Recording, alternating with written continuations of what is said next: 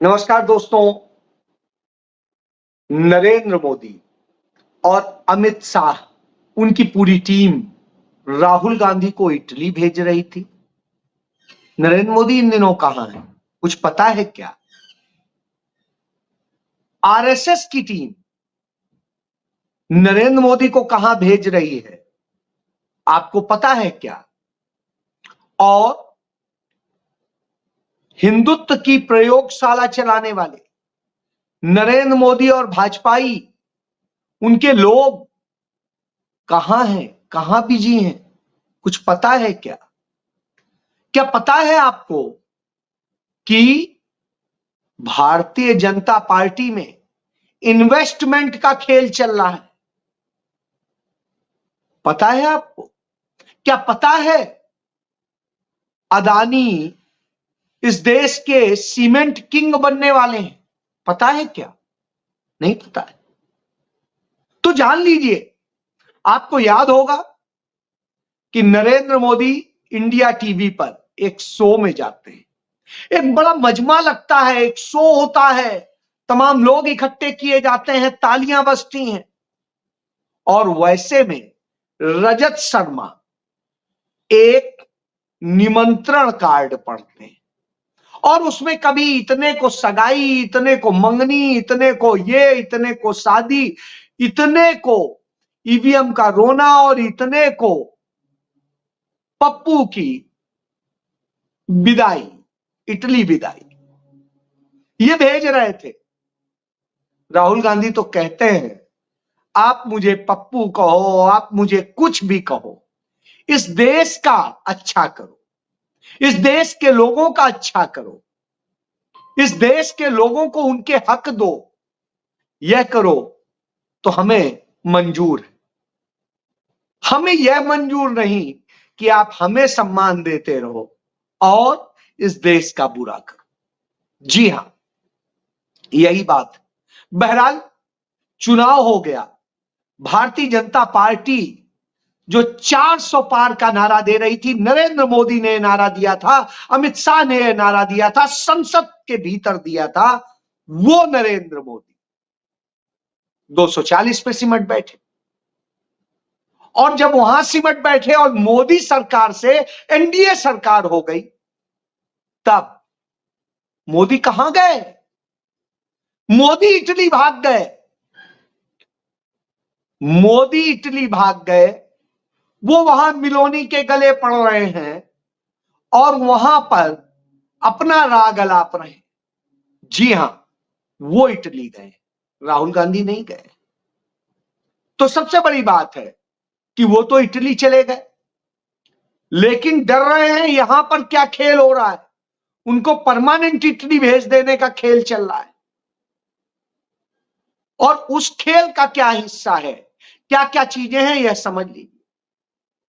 सबसे पहले आइए कि नरेंद्र मोदी सरकार के बड़े खास मंत्री थे संजीव बालियान, उनका और उन्हीं के विधायक हैं संगीत सोम, उनका झगड़ा सड़क पर आ गया है। सड़क पर प्रेस कॉन्फ्रेंस हो रही है और संगीत सोम ने तो पूरी फहरिस्त खोल दी है कि कैसे मोदी राज में उन्होंने अवैध कमाई की है। ऑस्ट्रेलिया में जाने कितनी जमीनें और जाने कितनी संपत्तियां खरीदी हैं और किस किस तरीके से, किसके और बेनामी नामों से और किन उससे करा है। और उसके बाद में कैसे 800 एकड़ जमीन, 800 एकड़ कनखल में और किस तरीके से जो उधर खरीदा गया है तमाम उसी इलाके में, तो उन सब के बारे में वो बता रहे और बता रहे हैं कहां कहां काला धन कैसे इन्वेस्ट किया गया। नरेंद्र मोदी की ईडी कहां है, सीबीआई कहां है, इनकम टैक्स कहां है, और ये खेल क्या है? इससे तो सीधे सीधे परोक्ष में मोदी पर जाता है कि मोदी उस खेल का हिस्सा है। तो संगीत सोम ने एक संगीत बजा दिया है और उन्होंने संगीत बजा दिया है तो उसकी गूंज वहां से लेके हरियाणा में और राजस्थान तक पहुंच रही है, देश में पहुंच रही है। मैसेज जा रहा है कि यदि ऐसे ही खुलासे होते रहे तो नरेंद्र मोदी के हर मंत्री के खुलासे हो जाएंगे, स्मृति ईरानी के खुलासे हो जाएंगे, और स्मृति ईरानी के हो गए तो मोदी और नंगे हो जाएंगे। तो साहब यह स्थिति है। और जब यह स्थिति हो तो जब बात आ रही है कि कैसे लोगों को निर्वस्त्र किया जा रहा है, कैसे नंगा किया जा रहा है, तो एक बड़ी चीज, थाने के अंदर रिपोर्ट लिखाने जाओ तो पुलिस वाला रेप कर देता है, डॉक्टर के पास इलाज कराने जाओ तो वहां पर डॉक्टर रेप कर देता है, और नेता मंत्री और साधु संतों के पास जाओ तो वो रेप कर देते हैं। नेताजी कहीं रेप करते हैं, कहीं मंत्री जी रेप करते हैं, कहीं साधु संत तथाकथित रूप से रेप करते हैं। तो महिलाएं जाएं कहां? ये वही नरेंद्र मोदी हैं जो कहते थे बहुत हुआ नारी परवार, अब की मोदी सरकार। तो मोदी सरकार तो खत्म हो गई, अब एनडीए पे रह गए हैं। अब एनडीए पे रह गए हैं तो पूछ रहे हैं कि बताइए भैया, ये आपकी डबल इंजन की सरकारों में ये हाल हो रहा है, जगह जगह ये हो रहा है। तो जब ये हाल हो रहे हो तो आप जवाब देंगे या मिलोनी से ही मिलते रहेंगे? तो आप तो इटली भाग गए। तो चलिए, जब आप इटली भाग गए, उस वक्त में भाग गए जब 4 दिन के भीतर, लगातार 4 दिन के भीतर 4 आतंकी हमले जम्मू कश्मीर में हो गए।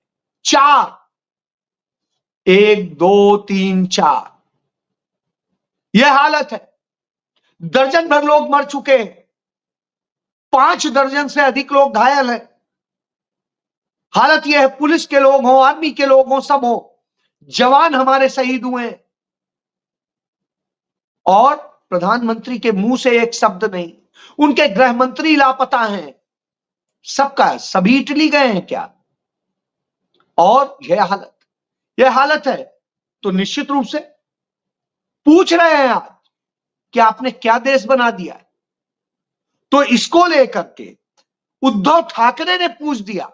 आपने तो कहा था, हमने आपके समर्थन किया था कि अनुच्छेद 370 का जो ये आप करेंगे, उसके कुछ क्लॉज जो खत्म करने की बात कही थी, उससे वहां पर बदलाव आएगा, शांति होगी, सुरक्षा होगी। अब तो 5 साल हो चुके हैं,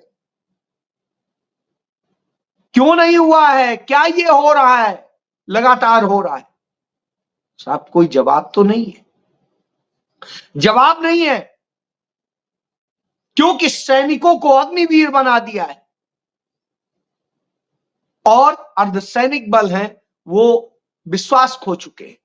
और सेना के सबसे बड़े जो थल सेना अध्यक्ष हो या सीडीएस हो, उनकी हैसियत यह कर दी है कि वो बनियों के पीछे बैठते हैं, जो मोदी के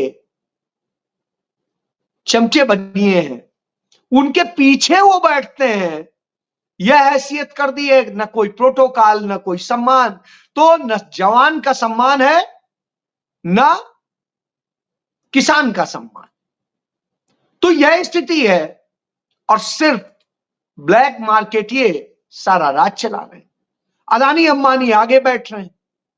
तो अडानी को आपने कब्जा कराने का धंधा कर दिया कि कैसे उन्हें कब्जा कराएंगे इस देश की तमाम संपत्तियों पे, दिश पे। तो आपने किस तरीके से पेना सीमेंट है, सौराष्ट्र सीमेंट है, और जयप्रकाश ग्रुप की इंडस्ट्रीज का जो है एसोसिएट्स का, उन सब को अडानी के हाथ सौंपने का आपने फैसला किया। उसमें किस तरीके के आपके रोल है और क्या भूमिका है, वो भी आने लग रही है। तो आपके मंत्री धंधा करेंगे, आपके दूसरे दोस्त धंधा करेंगे, आपके अडानी करेंगे, और ये धंधे होंगे। यही तो राहुल गांधी कहते हैं। तो अब आप उन्हीं अडानी अंबानी के लिए उत्तर प्रदेश पुलिस में भी एएसआई, एसआई, ये सब जो है आप देने जा रहे हैं ठेके पे। हालत यह है कि आउटसोर्स होगा। उन सब इंस्पेक्टरों का, एएसआई का, सबका जो मालिक होगा, वो मालिक होगा कोई बनिया ठेकेदार, अडानी अंबानी जैसा, और वो मालिक होगा, वो हाकेगा, जाओ ये करो। तो यह बना दिया है आपने।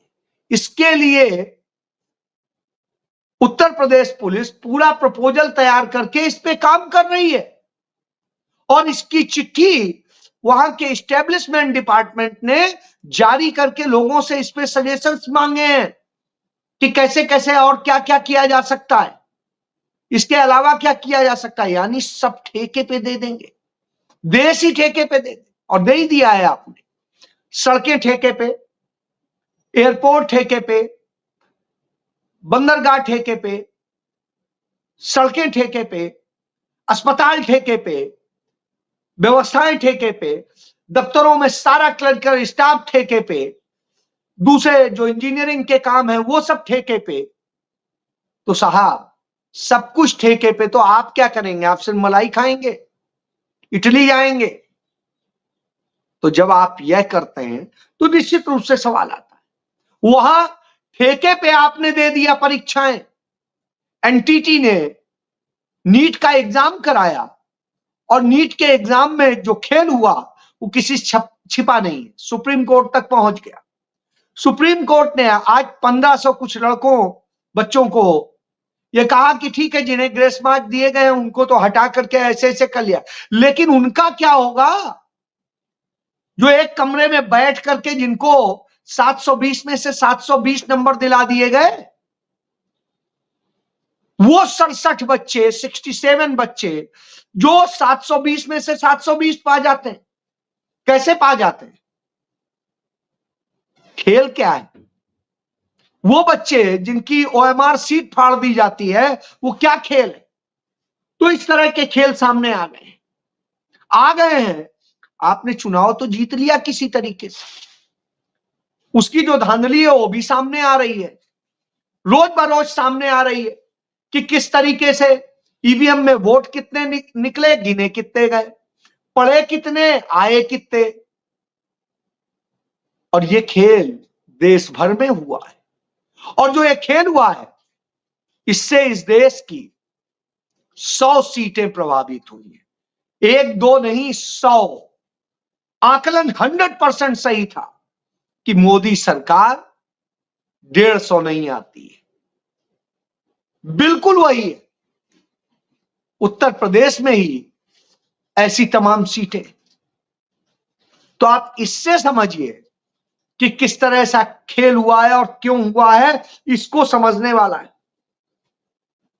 आपके खेल चलते हैं, कहीं पेड़ काट डालो, कहीं कुछ कर डालो। आप देखिए मध्य प्रदेश में, भोपाल में 29,000 हरे पेड़ काटे जा रहे हैं। 29,000 महिलाएं पेड़ों पर चिपक गई हैं कि आप पहले हमें काटो फिर पेड़ काटना। यह दशा है। रेल की दशा बदतर है। एसी क्लास तक में स्थिति यह है कि जानवर की तरह लोग ठूसे हुए हैं। यह हालत हो तो आप क्या कहेंगे? तो और ये सब खेल हो तो सवाल तो उठता है कि लोगों को आपने अब तक 27 बच्चे आत्महत्या कर चुके, आपको होश नहीं है। तो जब ये खेल होंगे तो निश्चित रूप से, और महंगाई का खेल चल ही रहा है, इसको लेकर के बड़ा साफ है कि जो 2014 में 210 रुपए का आटा हुआ करता था, वो आटा अब 425 रुपए किलो है। इसी तरह दूध जो फुल क्रीम का 30 रुपए हुआ करता था, वो 68 रुपए है। इसी तरह देसी घी जो 300 रुपए का हुआ करता था, वो 750 रुपए का है। इसके बाद सरसों का तेल 52 रुपए का होता था, वो 250 का है। इसी तरह अरहर की दाल जो 80 रुपए होती थी, वो 230 की है। इसी तरह पेट्रोल जो 66 रुपए का होता था, वो 100 रुपए के आसपास है। उसके बाद डीजल की स्थिति है, जो 52 रुपए का होता था, वो 98 रुपए का। ये उदाहरण दे रहा हूं। इसी तरह टोल की स्थिति है दूसरी। तो महंगाई से सब जूझ रहे हैं। तो जब यह हालत हो तो निश्चित रूप से, और आप अपनी इसके बाद में तमाम चीजों पे कहते हैं, अपनी प्रशंसा करते हैं, लेकिन वहीं दूसरी तरफ भारतीय जनता पार्टी में ही एक खेमा आपको परमानेंटली शिफ्ट कराने में लग गया। उसने इसके लिए तमाम चीजें निकाल रखी और उस मुहिम को आरएसएस के जरिए कंट्रोल किया जा रहा है। तो मोहन भागवत उसी मुहिम के तहत गोरखपुर पहुंच गए और उन्होंने योगी गुट को पूरी दम भर दी है कि अब मोदी को तुम उखाड़ फेंको, हम तुम्हारे साथ। तो उधर वो खेल चल रहा है। इधर दूसरी तरफ दो बैसाखियों पे जो शेर चल रहा है, या कहिए दो लोग जो शेर का कान पकड़े हुए हैं और लेके चल रहे हैं, एक टीडीपी के आप देख रहे हैं चंद्रबाबू नायडू और दूसरी तरफ जेडीयू के नीतीश कुमार। शेर के दोनों एक एक कान पकड़े हैं और घसीटते चल रहे हैं। शेर बब्बर शेर, यही कुछ कहते थे ना वाजपेयी भक्तगण। तो ऐसे ही घसीट के लेके चल रहे हैं और कि अब समझ में नहीं आ रहा है कहां से करें क्या। अब तक भाजपा की मीटिंग नहीं बुला पाए, भाजपा के जो सांसद हैं उनकी, इधर उधर मुंह मारते घूम रहे। आवाज नहीं आ रही है कि इतने आतंकी हमले हो रहे हैं उस पर। आवाज नहीं आ रही है कि नीट पे कुछ बोल पाए। आवाज नहीं आ रही कि महंगाई की स्थिति इतनी बढ़ गई है और रोज ब रोज दूसरी और घटनाएं हो रही। जब कहीं आवाज ना आ रही हो तो भाग के इटली चले जाते हैं। राहुल गांधी तो नहीं जाते हैं, राहुल गांधी रायबरेली जाते हैं, राहुल गांधी वायनाड जाते हैं, राहुल गांधी दिल्ली रहते हैं, राहुल गांधी देश की जनता से मिलते हैं, अपने लोगों से मिलते हैं, मीटिंगें कर रहे हैं। लेकिन भाग तो आप गए। क्यों? क्योंकि मोहन भागवत ने यह डाटा तैयार कराने का कर दिया है कि मोदी ने कहां कहां पर कैसे कैसे क्या किया, टिकटें दी और जो हार गया। गुजरात में चुनौती मिल गई, गुजरात में बनासकांठा में बुरी तरह हार मिली, तो आप समझिए क्या हाल। और वहीं नहीं, राजस्थान में बड़े प्रयोग कर रहे थे, राजस्थान में बुरी हार मिली। और जिस उड़ीसा में जीते भी हैं, वहां कहते थे कांग्रेस मुक्त करेंगे, वहां पर कांग्रेस को 10 से 15 सीटें हो गई। भले ही हिमाचल प्रदेश में कांग्रेस सीट नहीं जीत पाई, लेकिन कांग्रेस पार्टी जो 27% के वोट शेयर पे थी, वो 41% के वोट शेयर पे आ गई। यानी कांग्रेस का इतना ज्यादा वोट बढ़ गया वहां। अब आप सोचिए, जब यह स्थिति हो रही हो तो मोदी की विदाई का वक्त आ गया है और उस विदाई के वक्त का पूरा जो खेल रचा जा रहा है गोरखपुर में बैठ के, वो समझने वाला है। और यह खेल होने के बाद में भाजपा एक नया चेहरा देना चाहती है, इसीलिए नरेंद्र मोदी को वो डाल चुकी है मार्गदर्शक मंडल में और अब उस पे उनकी वेबसाइट पे डाली दिया है। अब वास्तव में भी उस मंडल में ढकेलने का काम शुरू हो गया है। ये कितनी देर में मैच्योर होगा वो देखने वाला होगा, लेकिन मुझे लगता है मोदी की सरकार उन्हीं के लोग ले डूबेंगे और फिर जो होगा वो आप देखिएगा, क्योंकि राहुल गांधी सीना तान के खड़े हैं, अब लड़ने को तैयार हैं। उनकी तलवार की धार भी तेज हो गई है, संकट खड़ा है। राहुल गांधी ने प्रूव कर दिया है, नरेंद्र मोदी का जो CSDS है, जो भारत सरकार के पैसे से वित्त पोषित होता है, उसने अपने सर्वे में कह दिया है कि राहुल गांधी को लोग 36% लोग चाहते हैं कि वह भारत के प्रधानमंत्री बने और कहते हैं कि वो प्रधानमंत्री बने। यानी राहुल गांधी 4% ज्यादा लोग चाहते हैं कि प्रधानमंत्री बने। ये मोदी का ही CSDS कह रहा है, कोई और नहीं। तो अब समझिए खेल कहां पहुंच गया है। मोदी का भ्रष्टाचार, मोदी का जो भी सारे गेम है, सारा पूंजीवाद है, सब कुछ है, उन्हें ले डूबने को तैयार है और राहुल गांधी घेरने को तैयार है। इसी डर से नरेंद्र मोदी ने जो सत्र बुलाया है संसद का, वो भी देर कर दिया है। अब सत्र 24 तारीख को होगा। सरकार बन गई, इतने दिन हो गए, जीते इतने दिन हो गए। अब स्थिति यह है कि 24 को होगा। इतना डर क्यों है 20 दिन बाद रिजल्ट आने के?